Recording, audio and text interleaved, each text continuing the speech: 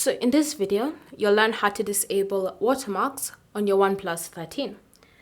So if you have watermarks enabled, it means that any photos or videos, depending on which one is enabled, you'll notice that all of them will have this watermark showing either the day, the time, the model of the phone, all sorts of things that you used to customize the watermark.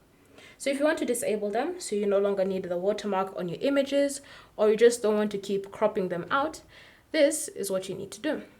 Start by opening the camera app, then tap on the menu icon in the top right corner and select Settings. Under your settings, you should see the option Watermark. Select that. And then you have two sections. You have Photo Watermark and you have Video Watermark.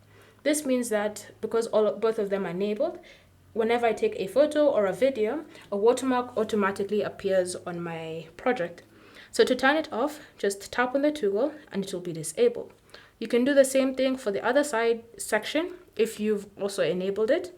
And now you'll notice that whenever you go to take any photos or videos like that, you'll see they no longer have a watermark added onto it. And so that's how you can disable and remove watermarks from photos or videos on your OnePlus 13. Thank you for watching. If you have any questions or comments, leave them down below and we'll get back to you.